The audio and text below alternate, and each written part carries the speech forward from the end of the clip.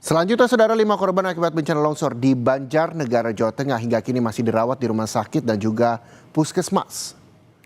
Salah satu korban bahkan harus dirujuk ke RSUD Margono Purwokerto karena alami luka serius.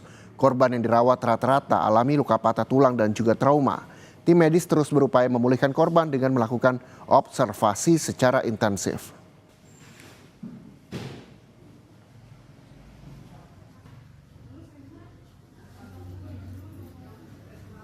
Sampai saat ini yang masih dirawat di rumah sakit itu ada 2. Kalau yang di Puskesmas Pandanarum untuk observasi ada 3 korban yang masih ada perawatan.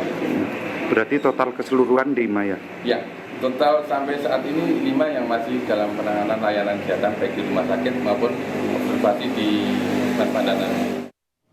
Upaya pencarian korban longsor di Dusun Situkung, Kecamatan Pandanarum, Banjarnegara, Jawa Tengah kembali diperkuat. Petugas mengerahkan 6 unit K9 untuk menelusuri area yang berpotensi menjadi lokasi keberadaan korban.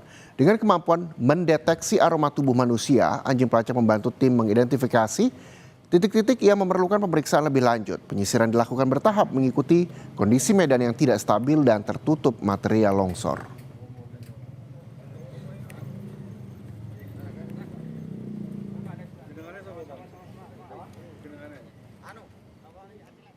Pencarian korban longsor di Banjarnegara masih berlangsung. Kami bergabung dengan jurnalis Kompas TV Gesi Lutfia dan juru kamera Prahayuda Febrianto di Banjarnegara, Jawa Tengah.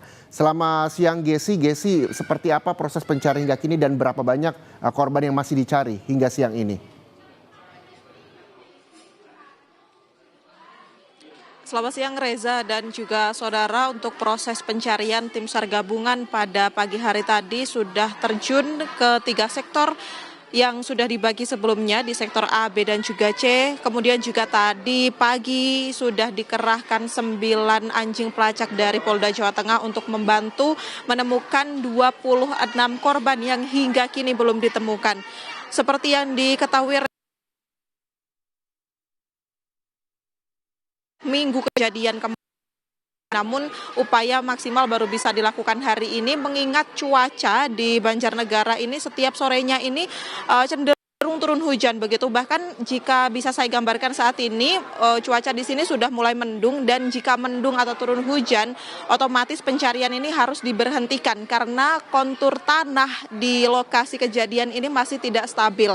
Mengingat juga masih adanya genangan-genangan air di titik krusial longsor ini, dikhawatirkan jika pencarian terus dilakukan, jika cuaca tidak mendukung akan ada tanah longsor susulan yang membahayakan tim SAR gabungan. Selain itu juga update baru untuk saat ini, tadi sudah ada 6 eskavator atau alat berat yang berusaha untuk menembus titik longsor, di mana memang jika dilihat di hari keempat ini retakan jalan akibat dari material longsor ini juga semakin banyak ataupun semakin meluas begitu. Jadi memang masih ada getaran di tanah sehingga eskavator ini digunakan untuk meratakan dan diupayakan bisa mencapai kaki atau titik akhir dari longsoran tanah yang berada di sektor C.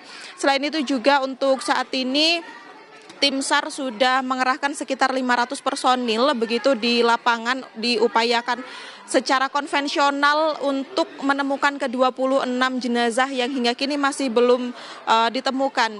Tim SAR berusaha meskipun dengan alat seadanya begitu, dengan menggunakan cangkul, kemudian juga dengan memanfaatkan pompa listrik dan juga tentunya dengan anjing pelacak, berusaha sedari pagi hingga kini untuk berusaha mencari informasi terkait keberadaan 26 korban. Reza.